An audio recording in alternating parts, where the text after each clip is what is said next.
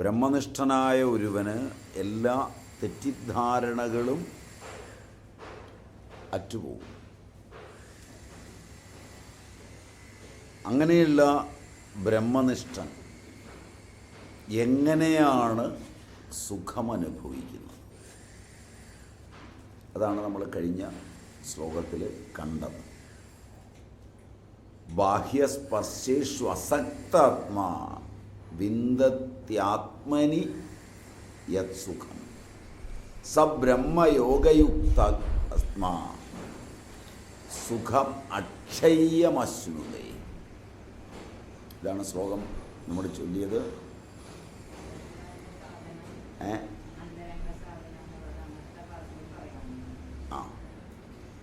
അതിൽ എത്തുമ്പോൾ ബാഹ്യങ്ങളായ ശബ്ദങ്ങളുമായി, ബാഹ്യങ്ങളായ സ്പർശങ്ങളുമായി, ബാഹ്യങ്ങളായിരിക്കുന്ന രൂപരസഗന്ധാദികളുമായി മനസ്സു ചേരാതിരിക്കുക. ബഹിരംഗ സാധന പൂർണ്ണമായിരിക്കുക. ശബ്ദാദി വിഷയങ്ങളിലുള്ള ചേർച്ച, ഇന്ദ്രിയങ്ങൾക്ക് മുമ്പിലൂടെ ദൃശ്യങ്ങൾ പോവുക എന്നുള്ളതിനപ്പുറം വിഷയങ്ങളുമായി രാഗമോ ദ്വേഷമോ ഉണ്ടാകാതിരിക്കുക. വിഷയങ്ങളിൽ രാഗവും ദ്വേഷവും ഉണ്ടാകുന്നത് പൂർവകാലീനമായിരിക്കുന്ന ബന്ധം കൊണ്ടാണ്. അത് വർത്തമാനത്തിൽ ഉളവാക്കുന്ന പൂർവകാലീന കർമ്മങ്ങളിൽ നിന്ന് ആഗന്തുകമായി വരുന്ന കർമ്മങ്ങളാലാണ്. ആദ്യമൊരുവന് തൻ്റെ ബാഹ്യകരണങ്ങളെ നിയന്ത്രിക്കാൻ കഴിയണം. നിയന്ത്രിക്കൽ നോക്കണ്ട, കാണണ്ട, കേൾക്കണ്ട എന്ന് വിചാരിച്ചാലൊന്നും നിയന്ത്രിക്കാൻ പറ്റില്ല. എപ്പോഴാണോ ബാഹ്യകരണങ്ങളെ ഒരുവൻ നിയന്ത്രിക്കാൻ ഇച്ഛിക്കുന്നത്,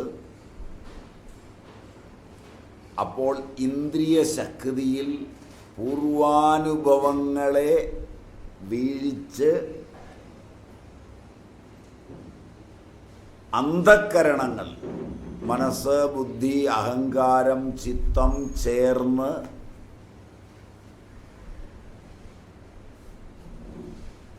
തനിച്ചിരുന്ന് ലോകങ്ങളെ സൃഷ്ടിക്കും. വിഷയവാസനകൾ ബാഹ്യ അന്ധക്കരണത്തിലല്ല, ആന്തരിക തലങ്ങളിലാണ് കിടക്കുന്നത്. ബാഹ്യ കരണങ്ങളിലല്ല, ഇന്ദ്രിയങ്ങളിലല്ല. അന്ധക്കരണത്തിൽ കിടക്കുന്ന വിഷയവാസനകൾ ബാഹ്യകരണങ്ങളെ കൊണ്ട് കണ്ടതിൽ ചേർത്തുവെച്ച് ആഗന്തുകമായി സംഭവിക്കുന്നവയെ തടയാൻ ഒരുങ്ങുമ്പോഴെല്ലാം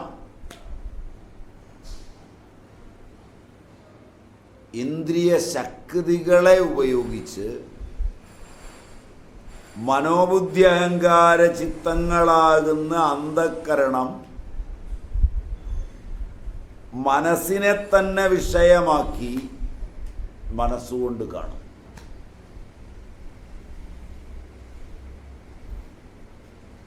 ഇതൊക്കെയാണ് വിചാരപൂർവം സാധകൻ അറിയേണ്ടത്.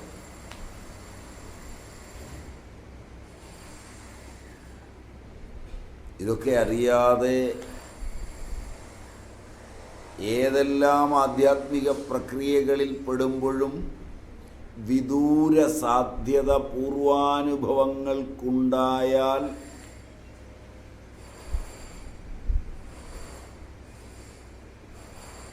ഇന്ദ്രിയ ശക്തികളെ ഉപയോഗിച്ച് വിഷയവ്യാപാരം അറിഞ്ഞും അറിയാതെയും നടത്താൻ അന്ധക്കരണം ശക്തമാവും.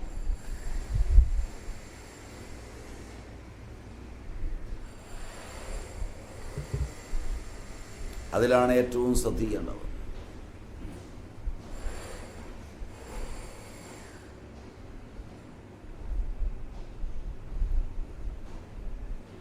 അന്ധക്കരണം വിശുദ്ധമായി തീർന്ന ഒരുവൻ ബാഹ്യകരണങ്ങളെയെല്ലാം നിയന്ത്രിച്ചിട്ടുള്ള ഒരുവൻ, അറിവ് വന്നിട്ടുള്ള ഒരുവൻ ഭാഗവതാദി കഥകൾ കേൾക്കുമ്പോൾ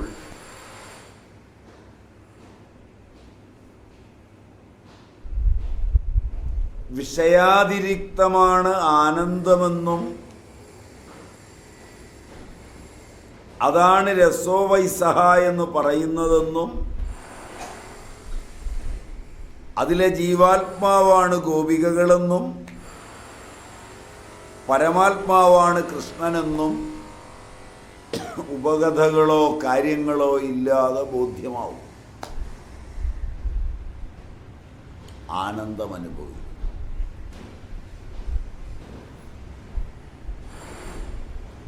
ബാഹ്യേന്ദ്രിയങ്ങളെ നിയന്ത്രിച്ചിട്ടില്ലാത്തവൻ ഗോപികയെന്നും കൃഷ്ണനെന്നും ഒക്കെ കേൾക്കുമ്പോൾ അതിൻ്റെ സാധനയ്ക്കായിരിക്കുമ്പോഴും പൂർവകാലീനമായ ജന്മജന്മാന്തരങ്ങളുടെ സ്ത്രീ പുരുഷ സംസർഗത്തിൻ്റെ സംവേദനങ്ങൾ ഇന്ദ്രിയങ്ങളിലേക്ക് കയറി വരികയും താൽക്കാലികമായ രസാസ്വാദനത്തിൽ മുഴുകുകയും ആത്മവിദ്യ ലഭിക്കാതിരിക്കുകയും അടുത്തിരിക്കുന്ന ആളുകൾ അറിയരുത് എന്ന് വിചാരിക്കുമ്പോൾ ബാഹ്യേന്ദ്രിയ വ്യാപാരങ്ങളെ നിയന്ത്രിക്കുകയും മനസ്സ് ആഗന്തുകമായി തീരുകയും ഇന്ദ്രിയ ശക്തികളെ ഉപയോഗിച്ച് മനസ്സിൽ ഈ വിഷയങ്ങൾ വ്യാപരിക്കുകയും ചെയ്യും.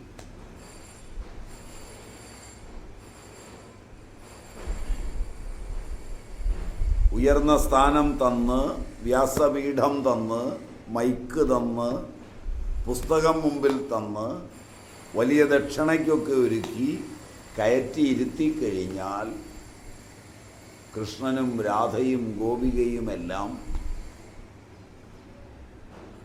വിഷയാനുഭവങ്ങളുടെ ലോകങ്ങളിലൂടെ കടന്നു പോകുമ്പോൾ അന്ധക്കരണവും ബാഹ്യകരണവും ചേർന്ന് ഒരു കഥാലോകം സൃഷ്ടിച്ച് വിഷയലോകങ്ങളിൽ ദൃശ്യാവിഷ്കരണങ്ങൾ വരെ നടത്തി അനുവാചക വൃന്ദത്തെ താൽക്കാലികമായി ആനന്ദിപ്പിച്ച് വിഷയങ്ങൾ അനുഭവിക്കുമ്പോൾ കൊടുക്കേണ്ട ധനമെല്ലാം കൊടുത്ത് സംതൃപ്തരാണ് എന്ന് വ്യാമോഹിച്ച് ശ്രോതാക്കളും നേടി എന്ന് വിചാരിച്ച് ആചാര്യനും സ്ഥലം വിടും.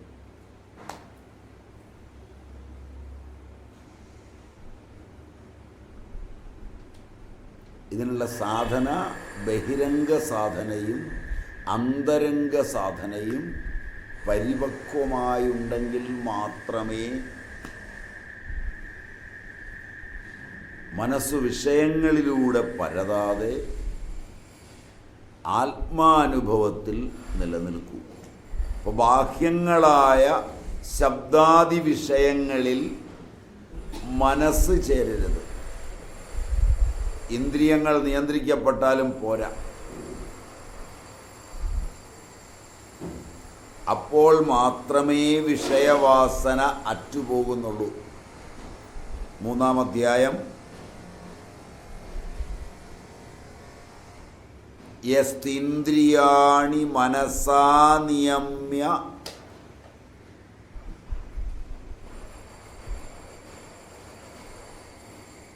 അർജുന കർമ്മേന്ദ്രിയൈ കർമ്മയോഗം അസക്തഃ സവിശിഷ്യതേ. അതാണ് ജ്ഞാനിയുടെ ലക്ഷണം.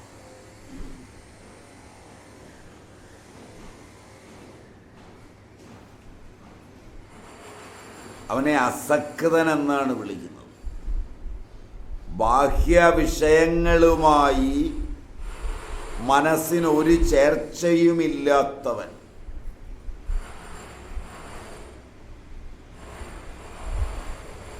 വിഷയങ്ങളൊന്നിലും സുഖമില്ല എന്ന് കൃത്യമായി അറിഞ്ഞവൻ.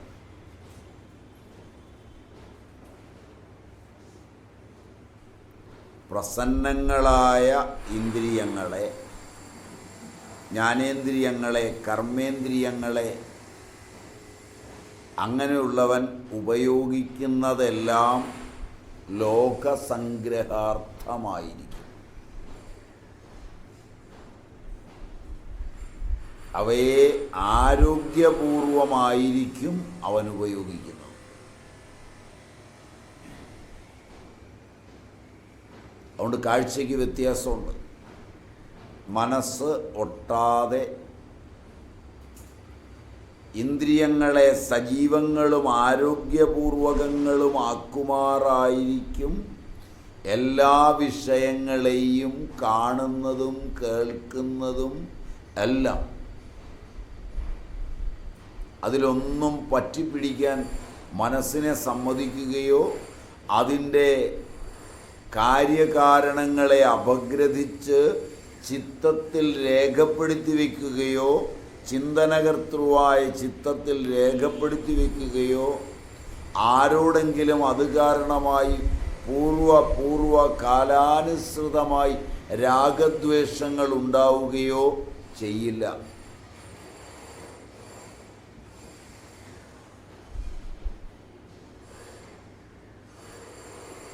ഇതാണ് സമ്യക്കായ ഇടപെടൽ. ഓരോ നിമിഷവും കാണുകയും കേൾക്കുകയും ചെയ്യുന്ന വിഷയം വ്യത്യസ്തമാണ്.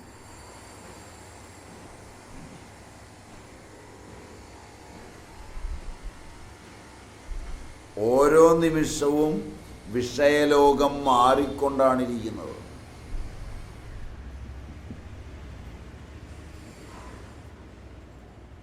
അതുകൊണ്ട് അതിന് സ്ഥിരതയില്ല.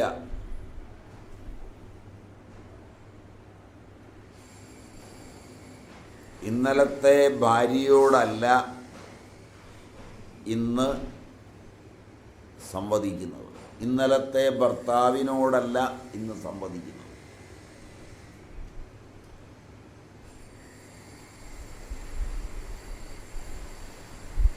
അത്ര വേഗത്തിലാണ് മാറുന്നത്.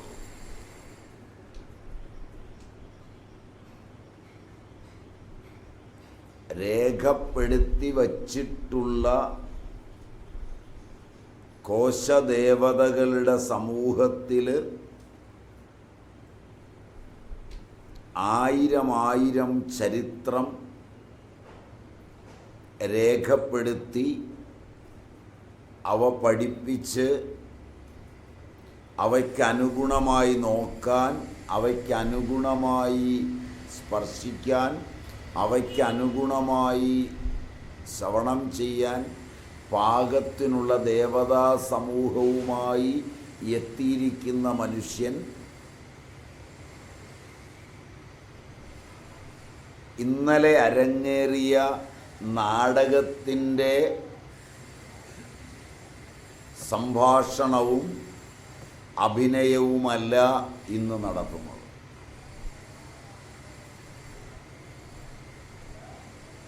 അരങ്ങും അഭിനേതാക്കളും സംവിധാനകലയും പരത്തുന്ന പ്രകാശവും എല്ലാം അനുനിമിഷം മാറുന്നതാണ്. അനുനിമിഷം.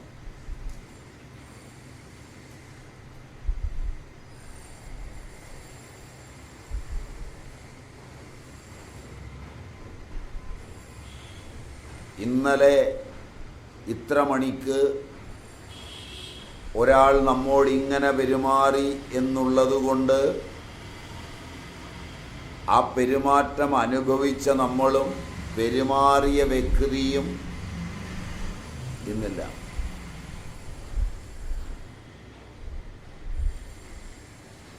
അതുകൊണ്ട് ഒരു സംഭവം കഴിഞ്ഞ് അയാളോട് നിങ്ങൾക്ക്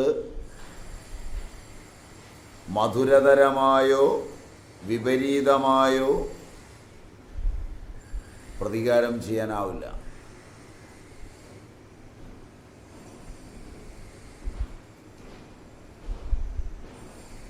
അയാൾ തന്നെയാണ് പേരുകൊണ്ട് രൂപം കൊണ്ട് ഒക്കെ നിങ്ങളുടെ മുമ്പിലിരിക്കുന്നതെന്ന് തോന്നിയാലും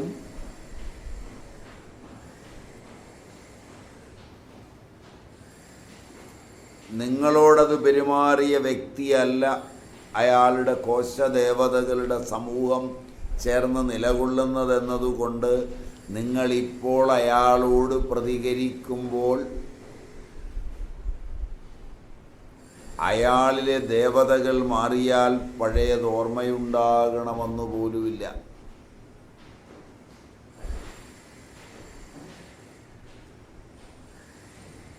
നിങ്ങളോർത്തിരിക്കുന്നു എന്നുള്ളത് വെച്ചാണ് ഞാൻ ഓർക്കുന്നുണ്ട് അയാൾ ഓർക്കാതിരിക്കുമോ എന്നെല്ലാം ചിന്തിക്കുന്നത്.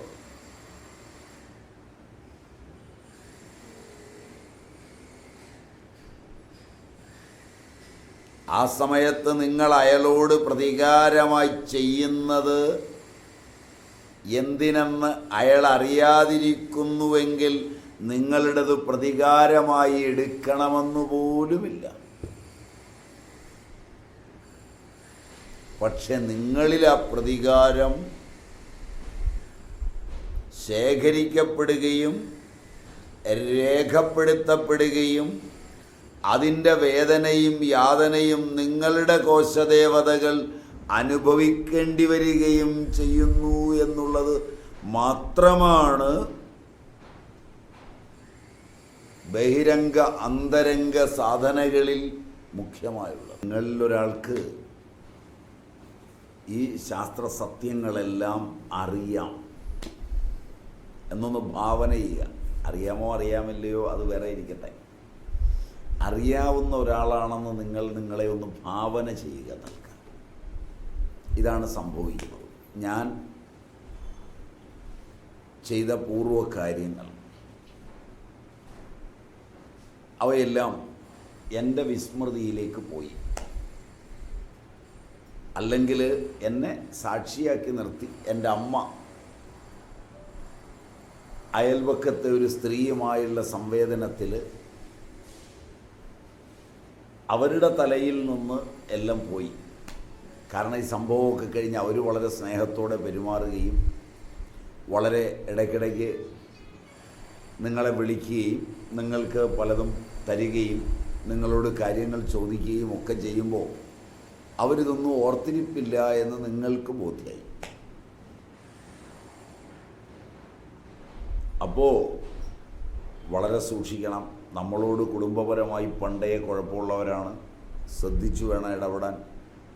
എപ്പോഴാണ് ഇനിയും പ്രശ്നങ്ങൾ ഉണ്ടാകുക എന്ന് നിശ്ചയമില്ല എന്ന പ്രതീക്ഷയും സങ്കല്പവുമൊക്കെ നിങ്ങളുടെ അമ്മ വീണ്ടും നിങ്ങളോട് പറയുമ്പോൾ അവരിത് മറന്നിരിക്കുന്നുവെന്നും അമ്മ മറന്നിട്ടില്ലെന്നും തിരിച്ചറിയുന്ന നിങ്ങൾക്ക് ആ ഇടപാടുകളിൽ ബോധ്യപ്പെടുന്ന ഒരു ഭാഗത്ത് അവരോടുള്ള അവരുടെ നിഷ്കളങ്കതയോടുള്ള ചേർച്ചയും ഒരു ഭാഗത്ത് അമ്മയായതുകൊണ്ട് പറഞ്ഞത് അനുസരിക്കാതിരിക്കാൻ പറ്റാതെ വരുന്ന അവസ്ഥയും തമ്മിലുള്ള ചേർച്ച വെച്ച് നോക്കിക്കാണുന്ന നിങ്ങൾ. കാരണം കാര്യം അറിഞ്ഞിട്ട് രണ്ടും കാണുന്ന നിങ്ങൾ, അതിൻ്റെ ആസ്വാദനം ഒന്ന് ആലോചിക്കുക.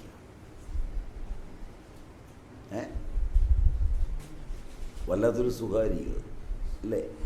ഇനി അത് കുറച്ചുകൂടെ കിടന്ന് നിങ്ങളോട് ആളുകൾ പെരുമാറുമ്പോഴെല്ലാം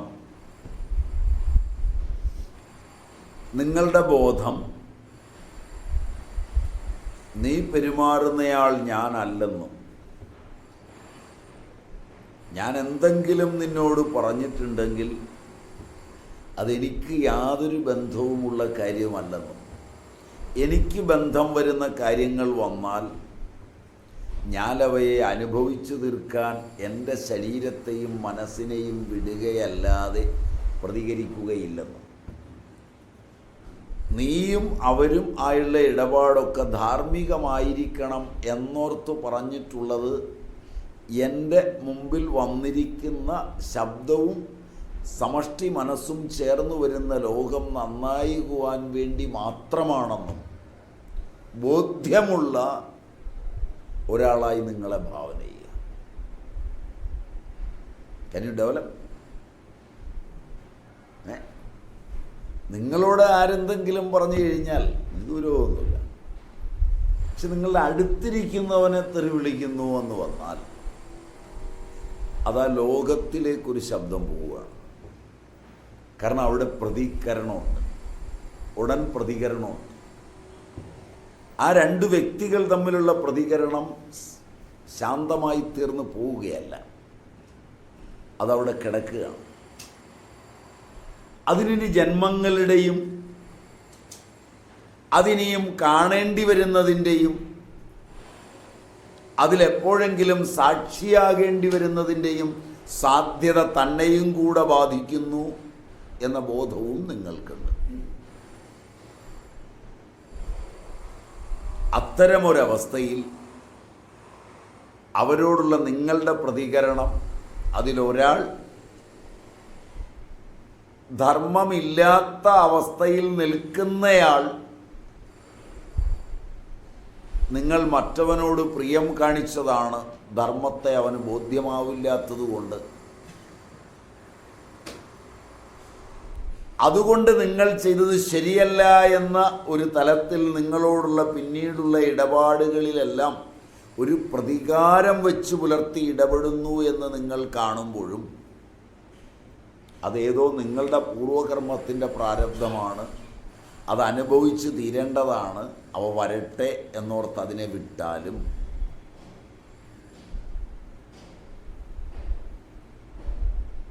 അവൻ്റെ തുടർച്ചയിൽ അവനതറിയാതെ, നിങ്ങൾ മറന്നുപോയെന്നറിയാതെ, നിങ്ങളതിന് പ്രാധാന്യം കൊടുക്കുന്നില്ല എന്നറിയാതെ, നിങ്ങൾക്കതിനെ നേരിടാനുള്ള ഒരു ജ്ഞാനമുണ്ട് എന്നറിയാതെ നിങ്ങളോട് വീണ്ടും വീണ്ടും നിങ്ങളെ ഈ പഴയ കാര്യങ്ങൾ ഓർമ്മിപ്പിക്കുമാറ്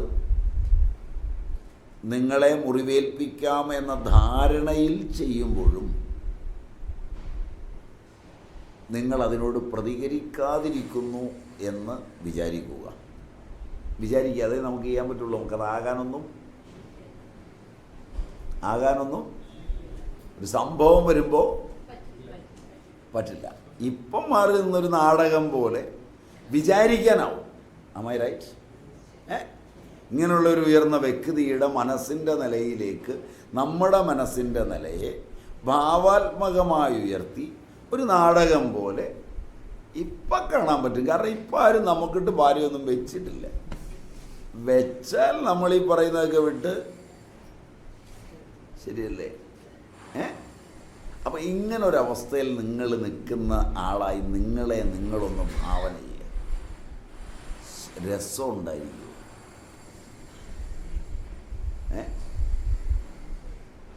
മറ്റതെല്ലാവരും ചെയ്യുന്ന സാധനമാണ്. ഏത് ഊളനും ചെയ്യാവുന്ന കാര്യമാണ്.